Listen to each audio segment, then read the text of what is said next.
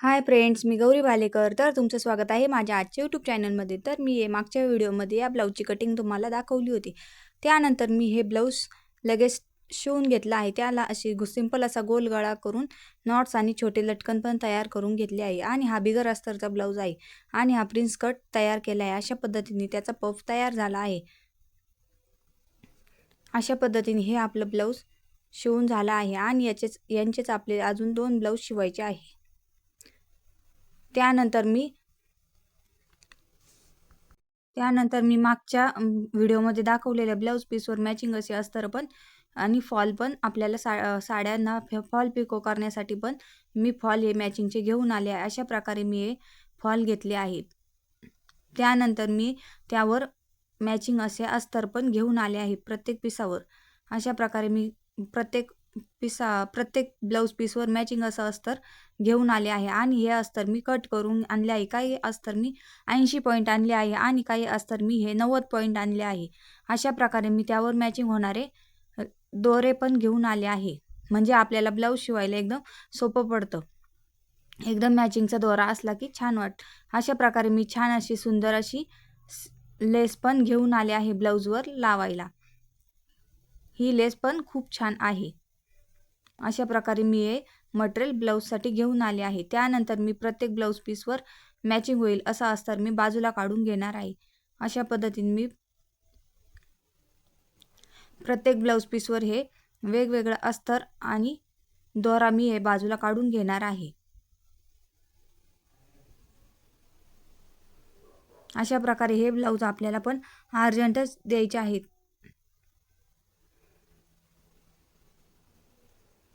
अशा प्रकारे मी हे प्रत्येक अस्तर हे ब्लाऊज पीसवर वेगळं करून ठेवणार आहे. त्यानंतर आपल्याला शिवायला ते सोपं पडेल. त्यानंतर मी हे एक साधं ब्लाऊज शिवलं आहे आणि त्यांचे 2 पण अस्तरचे ब्लाऊज आपल्याला शिवायचे आहे. त्यासाठी मी हे मॅचिंगचं अस्तर असं व्यवस्थित असं फरशीवर ठेवलं आहे आणि बंद बाजू ही आपल्या बाजूने ठेवून मी त्यावर व्यवस्थित असं पेपर कटिंग करून ठेवलेलं आहे. त्यामुळे मी लगेच त्यावर खडूने मार्किंग करून घेणार आहे. अशा प्रकारे मी बॅक पार्टची मार्किंग करून घेतली आहे. त्यानंतर मी फ्रंट पार्टची पण मार्किंग करून घेणार आहे. आधी जिथे ॲडजस्ट होईल तिथे मी आधी हे पार्ट ठेवून पाहणार आहे. मी हे 90 पॉईंटचं अस्तर आणलेलं आहे. यांना लॉंग स्लीव्ज तयार करायचे आहे. तरीसुद्धा हे अस्तर आपल्याला थोडं कमी पडलेलं आहे. अशा पद्धतीने आपण पूर्ण पार्टची मार्किंग करून घेतलेली आहे. त्यानंतर आपण त्या मार्किंगवरच व्यवस्थित असं कट करून घेणार आहोत. अशा प्रकारे आपण मोंड्याला व्यवस्थित असा आकार देऊन त्या आकारावरच मोंढा आपण कट करणार आहे. नंतर आपण तिथे प्रिन्स कटच्या तिथे आपण थोडासा जॉईंट देऊन घेणार आहोत. अशा प्रकारे आपण या पूर्ण पार्टची कटिंग करून घेणार आहोत.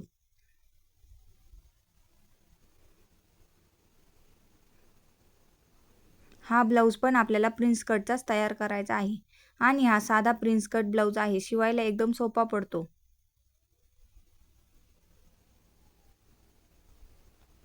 अशा पद्धतीने याचा गळा पण आपण गोलच ठेवणार आहे.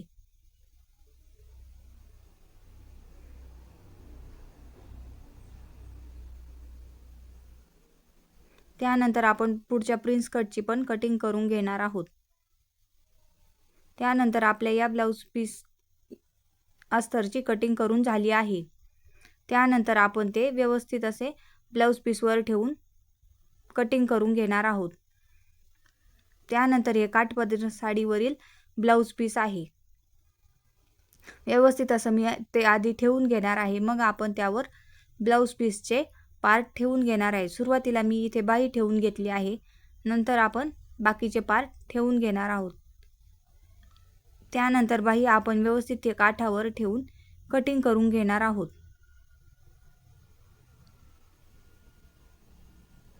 अशा प्रकारे आपण बाही कट केली आहे. त्यानंतर बंद बाजूने मागचा पार्ट ठेवून आपण ते पण कट करून घेणार आहोत. ब्लाऊज पीस हा व्यवस्थित ठेवून घेतला आहे. त्यावरची डिझाईन व्यवस्थित अशी दिसेल अशा प्रकारे मी ते ब्लाऊज पीस ठेवून घेतले आहे. अशा प्रकारे मी हे तीनही पार्ट ठेवून घेतले आहे. त्यानंतर मी ते कटिंग करून घेणार आहे.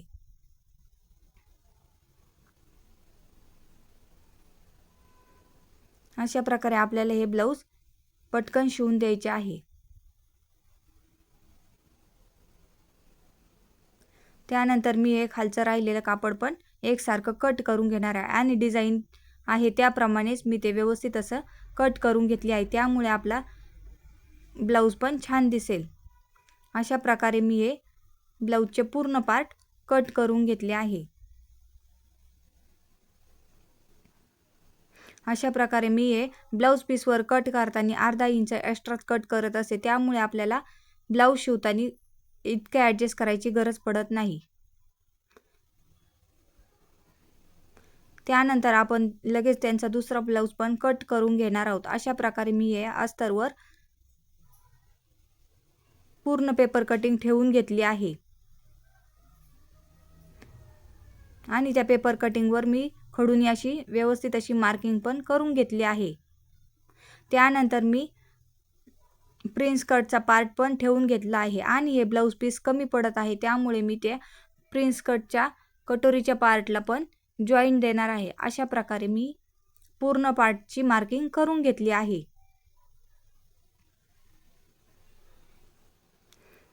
त्यानंतर मी सुरुवातीला आधी बॅक पार्ट हा कटिंग करून घेणार आहे. एकदम त्या मार्किंगवरच व्यवस्थित कटिंग करून घेणार आहे. त्यामुळे आपला ब्लाऊज व्यवस्थित असा फिनिशिंगमध्ये तयार होतो.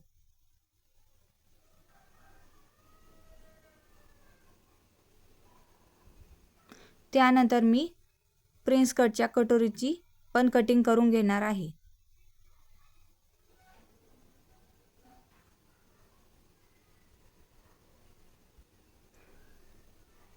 अशा प्रकारे आपण हे पूर्ण पार्ट व्यवस्थित असे कट करून घेणार आहोत. त्यामुळे आपले कटिंग केली की ब्लाऊज पटकन शिवून होतो.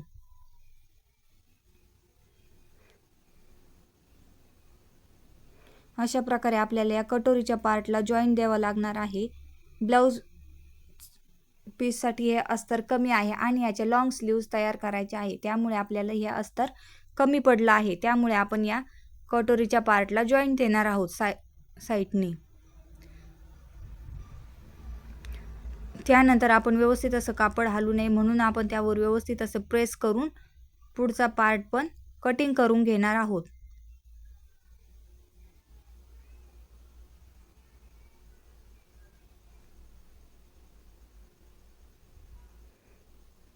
अशा प्रकारे मी पुढचा गळा पण गोलच ठेवून त्याची पण व्यवस्थित अशी त्या मार्किंगवर कटिंग करून घेणार आहे आणि मी हुक पट्टीसाठी पाव इंच एक्स्ट्रा घेत असते. अशा प्रकारे मी हा पुढचा पार्ट कटिंग करून घेतला आहे.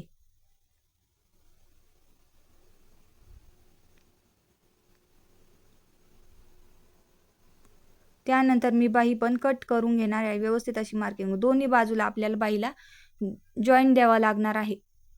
अस्तर हे कमी असल्यामुळे आपल्याला बाहीला हा जॉईन द्यावा लागणार आहे.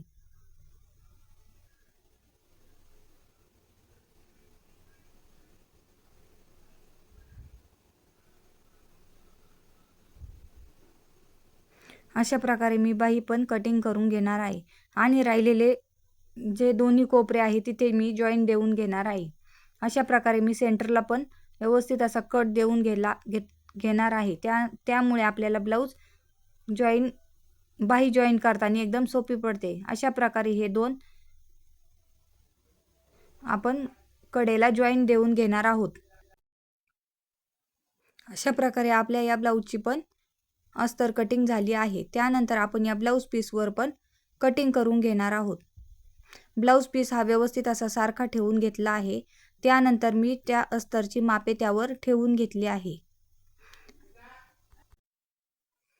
अशा प्रकारे मी पूर्ण पार्ट हे कटिंग करून घेणार आहे. त्यानंतर मी या ब्लाऊज पीसला पण बाहीला जॉईन देणार आहे. अशा प्रकारे मी या प्रिन्स कटच्या कटोरीला पण जॉईन देऊन घेणार आहे.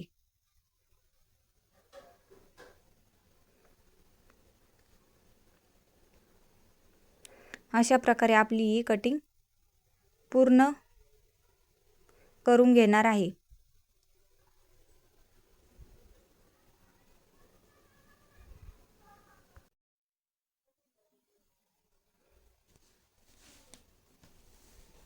अशा प्रकारे आपली या ब्लाऊजची कटिंग करून झाली आहे आणि याचा गळा पण साधा सिंपलच शिवायचा आहे।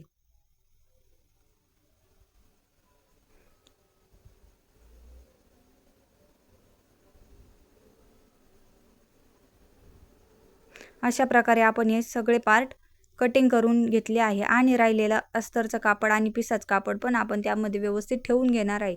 त्यामुळे ब्लाऊज शिवायच्या टायमाला कुठे कापड कमी पडलं ते व्यवस्थित उपयोगी पडतं। अशा पद्धतीने मी ते व्यवस्थित असं ठेवणार आहे। अशा प्रकारे आपले दोन्ही ब्लाऊज पीस कटिंग करून झाले आहे। त्यानंतर लगेचच मला दुसऱ्या कस्टमर ब्लाऊज घेऊन आले होते, त्यामुळे मी त्यांचे ब्लाऊज पीस घेतले आहे आणि हे त्यांच्या लेंग्यावरील ब्लाऊज आहे आणि याला आपल्याला बाही जॉईंट करायची आहे। त्यानंतर ही साडी पण त्याच कस्टमरची आहे आणि यावर आपल्याला ब्लाऊज पण शिवायचा आहे आणि हे आपल्याला अर्जंट द्यायचं आहे। अशा प्रकारे आपल्याला त्यावर पण कॉन्ट्रास्ट डिझाइन तयार करायची आहे। ही पद्धत तुम्हाला कशी वाटली? आपल्या चॅनलला सबस्क्राइब